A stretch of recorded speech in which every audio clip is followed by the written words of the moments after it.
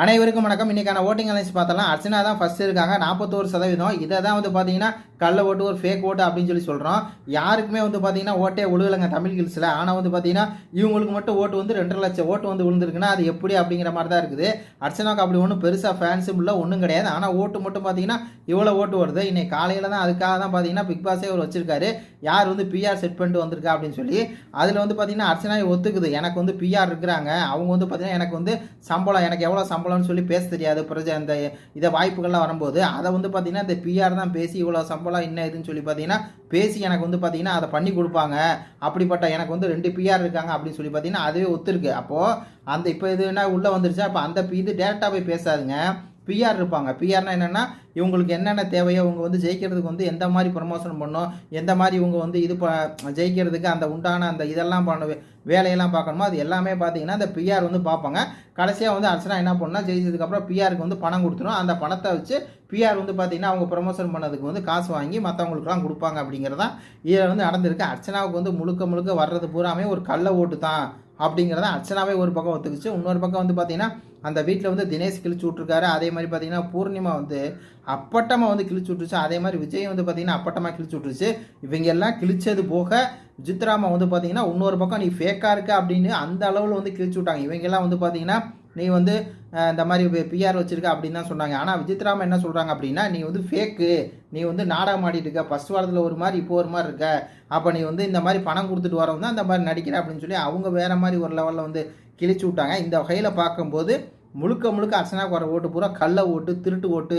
கம்ப்யூட்டராக வச்சுருப்பான். ஒரு இதில் பார்த்தீங்கன்னா ஒரு கம்ப்யூட்டர் சென்டரில் ஒரு 500-200 கம்ப்யூட்டர் இருக்கும். அந்த மாதிரி பெரிய இதில் கொடுத்து அந்த மாதிரி தான் பார்த்தீங்கன்னா அர்ச்சனாவோட பிஆர்லாம் வெளியேருந்து வேலை செய்கிறாங்க அப்படிங்கிறதான் நிதர்சனமான உண்மை. ஏன்னா யாருக்குமே ஓட்டு இல்லை.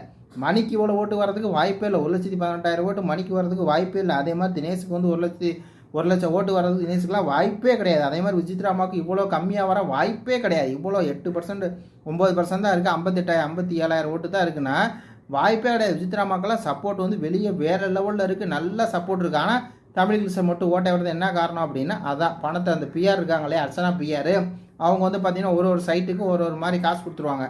அந்த காசு வச்சுட்டு என்ன பண்ணுவாங்க அப்படின்னா அந்த காசுக்கு வேலை பார்க்குறவங்க பூரா வேலை பார்த்துட்டு இருப்பாங்க அப்படிங்கிறத உண்மை. இதில் இந்த யூடியூப்பில் ரிவ்யூ பண்ணுறாங்களே அதில் ஒரு சில பேர் வேணால் ஜென்யூனாக இருக்கலாம், ஜென்யூனாக அர்ச்சனாவுக்கு சப்போர்ட் பண்ணியிருக்கலாம். ஆனால் இந்த ஃபேட் மேனு அந்த மாதிரி பெரிய பெரிய ஆளுகள்லாம் இருக்காங்களே சப்போர்ட் பண்ணுறாங்க இல்லையா, அவங்களாம் முழுக்க முழுக்க பார்த்தீங்கன்னா காசு வாங்கியிருப்பாங்க. இந்த விஜித்யூலாம் ஒருத்தர் இருக்கார்ல, அவரெல்லாம் கண்டிப்பாக பார்த்தீங்கன்னா பணம் வாங்கக்கூடிய நபர் தான். பணம் வாங்கிட்டு அவர் யாரை வேணாலும் எப்படி வேணால் திட்டக்கூடிய ஒரு மோசமான ஒரு நபர் விஜித். அது உங்களுக்குலாம் தெரியும்.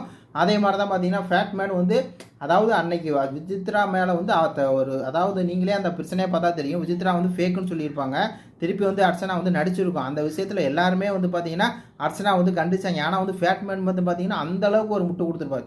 அப்போ என்ன தெரியுதுன்னா ஃபேட்மேன் விசித்ரா பிஆர் இருக்காங்களா அவங்கள்ட்ட காசு வாங்கிடுவார். காசு வாங்கிட்டு தான் என்ன பண்ணுவாங்கன்னா இந்த மாதிரி பார்த்தீங்கன்னா அர்ச்சனா மேலே தப்பே இருந்தால் கூட அதை பார்த்தீங்கன்னா பேக் அடித்து இது பார்த்தீங்கன்னா விசித்ரா மேலே தான் தப்புன்னு சொல்லி நிரூபிக்க அவங்க அந்த அளவுக்கு பேசுவாங்க, அந்த அளவுக்கு இது பண்ணுவாங்க. ஏன்னா அவர் ரிவ்யூ பண்ணுற சேனல் இருக்கு இல்லையா ஃபேட்மேன், அதுவே ஒரு கார்பரேட் சேனல், அதுலேயே ஒரு பிஆர் நிறையா இருப்பான்.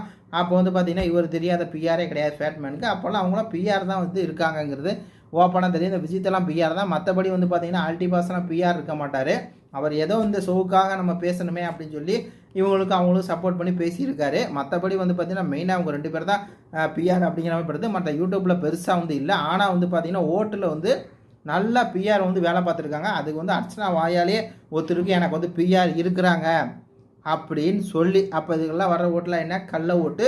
இது விசித்ராமாவுக்கு மட்டும்தான் ஓட்டு இருக்குது. மக்கள் மாசாக இருக்குது. விசித்ராமா தான் டைட்டில் வின்னர் அடிப்பாங்கிறதா என்னுடைய கருத்து. இது பற்றி உங்கள் கருத்துக்களை சொல்லுங்கள். நன்றி, வணக்கம்.